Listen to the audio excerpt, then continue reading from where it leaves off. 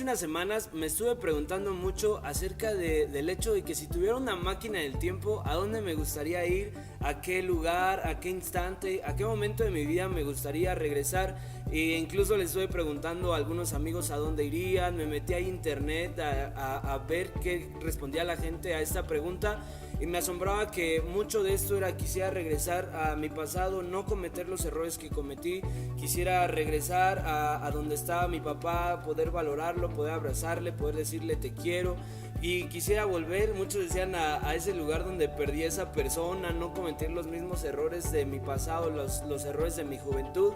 Y es que la verdad es que todos en algún momento hemos cometido errores en nuestra vida. Quizás tú no te regresarías 10 años atrás, quizás te regresarías a la noche de ayer cuando estabas solo en tu cuarto, pero lamentablemente es que esto no puede ser. No hay una máquina del tiempo para que podamos regresar y enmendar nuestros errores.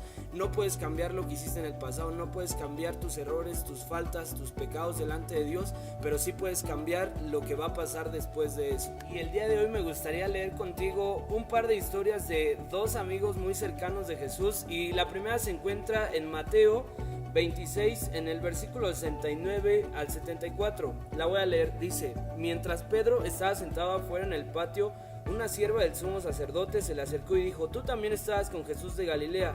Pero Pedro lo negó frente a todos diciendo: no sé de qué estás hablando. Entonces él se fue hacia la puerta del patio, y otra mujer lo vio y les dijo a los que estaban ahí: ese hombre estaba con Jesús de Nazaret.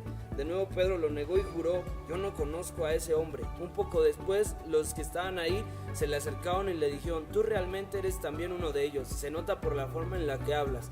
Entonces él comenzó a maldecir y a jurar: yo no lo conozco. En ese momento cantó el gallo. Y me gustaría ir bien rápido a Lucas 22 y comenzando desde el 1. Y dice: se acercaba ya la fiesta de los panes sin levadura, conocida como la Pascua. Los jefes de los sacerdotes y los maestros de la ley estaban buscando cómo matar a Jesús porque le tenían miedo al pueblo. Entonces Satanás entró en Judas Iscariote, uno de los 12 apóstoles. Judas fue y habló con los jefes de los sacerdotes y los capitanes de la guardia del templo sobre cómo podía entregarles a Jesús.